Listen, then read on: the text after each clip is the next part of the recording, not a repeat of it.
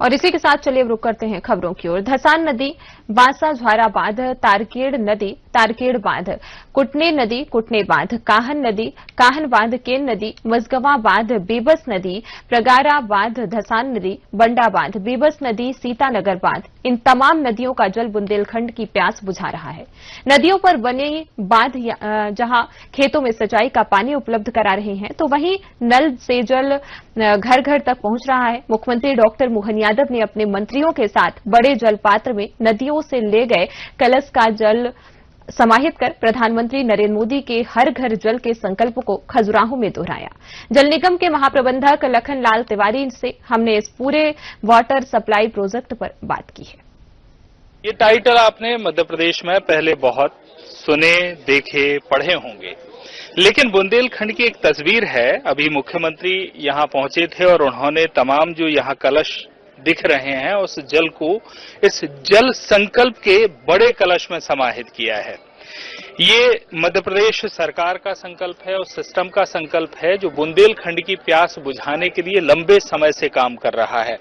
यहां मैं अगर देखूं तो तारपेड़ बांध यानी जो तारपेड़ नदी पर बनाया गया उसका जल पात्र भी है। इसके अलावा पगरा बांध जहां बेबस नदी पर बांध बनाया गया है वो जल भी है। ये जल प्यास बुझाने के लिए है और प्यास बुझाई जा रही है हर घर तक इस नल से जल पहुंचाकर। हमारे साथ लखनलाल तिवारी जी हैं, वो यहाँ मौजूद हैं, पूरी टीम मौजूद है और उनसे ही समझ लेते हैं कि जो संकल्प है इस संकल्प में अभी कितनी पूर्ति हो गई है और कितनी बाकी है। तिवारी जी, ये जो कलश यहाँ रखे गए हैं, मुख्यमंत्री ने बड़े कलश में छोटे कलश यानी तमाम जो बांध हैं उनके जल को वहां समाहित किया है।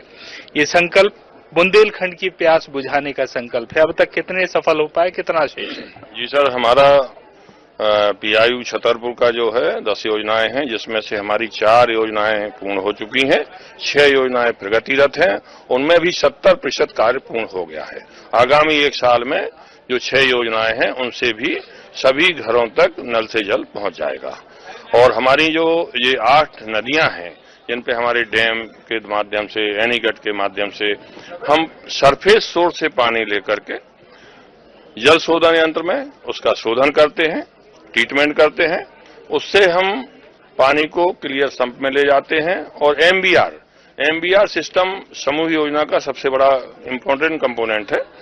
उसमें हमारी जितनी टंकियां हैं, 398 टंकियां हैं जिले की, उनमें बाई ग्रेविटी से पानी जाता है जिसमें एनर्जी का यूज नहीं होता है। इस बात का विशेष ध्यान रखा गया है कि हमारी 398 टंकियां जो एमबीआर से सबकी सब भरी जानी है और उससे हम गांव के हर घर तक जल पहुंचा रहे हैं। बिल्कुल, बड़ा सरल लगता है, 2 लाइन में कह लेते हैं कि हर घर जल पहुंचा दिया गया है।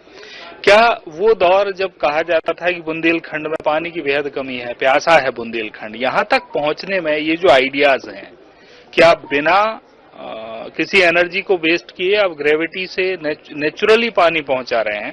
ये जो तमाम आइडिया है इस तक पहुंचने का जो दौर है उसमें क्या क्या आपने देखा?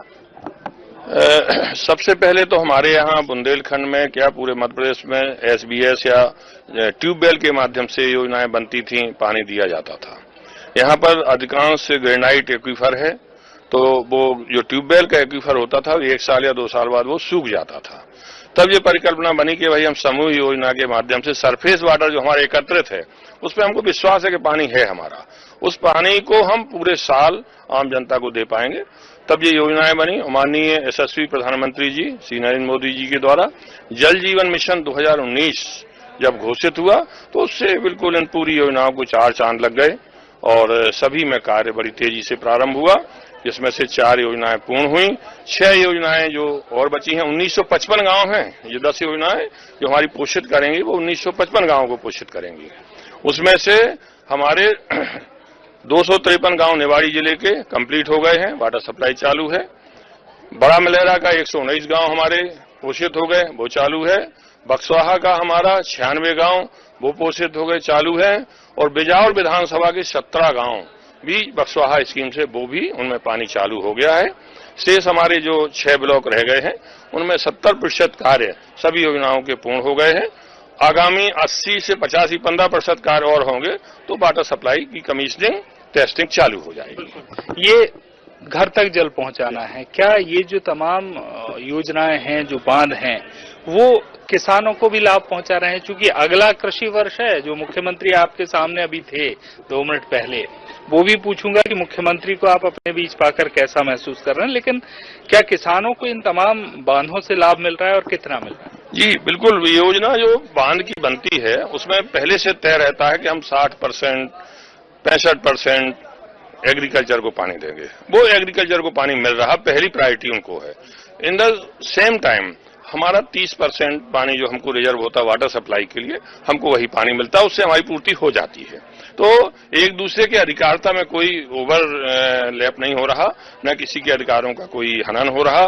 बिल्कुल बहुत ही अच्छी तरह से किसानों को भी पानी मिल रहा और आम जनता को पीने को भी पानी। तो अभी मुख्यमंत्री यहाँ मौजूद थे 2 मिनट पहले, कैसा महसूस कर रहे हैं? चूंकि आप तो पूरे समय सिस्टम में लगे रहते हैं, काम में लगे रहते हैं, अब प्रदेश का मुखिया आपके बीच में है, राजधानी छोड़कर खजुराहो खुद आ गए। सर, उनका तो इतना बड़ा आशीर्वाद बुंदेलखंड के लिए है कि आकर के देखिए, जल संकल्प आप सबके सामने हुआ है और उनके आशीर्वाद से योजनाएं बहुत तीव्र गति से, तेजी से पूर्ण हो रही हैं। बिल्कुल, तो बहुत बहुत धन्यवाद। तो मुख्यमंत्री यहाँ पर हैं और जल संकल्प के विषय में आपने अभी समझा। अगर हम दोनों स्थिति को देख लें कि नल से जल घर तक भी पहुंचाना है, लेकिन किसान के खेत तक भी जल पहुंचाना है, तो वो भी कि दोनों अपने अधिकारों में कहीं छेड़छाड़ ना हो जाए, उसका भी बड़ा विशेष बारीकी से ध्यान रखना होता है कि किसान को अपनी खेती के लिए जल मिले और प्यास भी ये जल बुझा पाए इंसान की। तो सरकार लगातार प्रयास कर रही है और ये बहुत कम समय का काम नहीं है, ये बड़े लंबे समय की योजना है और योजना अभी पूरे होने में थोड़ा सा समय भी बाकी है। लेकिन कम से कम उन तमाम बातों से तो निजात बुंदेलखंड को मिलती ही दिख रही है, जिसमें पलायन और प्यास 2 बड़े ऐसे विषय थे। और रोजगार की तरफ भी सरकार, चूंकि पिछले दिनों रीजनल कॉन्क्लेव भी सरकार ने हर जगह किया है, तो सरकार रोजगार की तरफ भी बहुत गंभीरता से काम कर रही है और आने वाले समय में निश्चित तौर पर बड़े सुखद परिणाम सरकार की इन पहल के मिलने वाले हैं। कैमरामैन अभिलाष तिवारी के साथ हित किशोर शर्मा।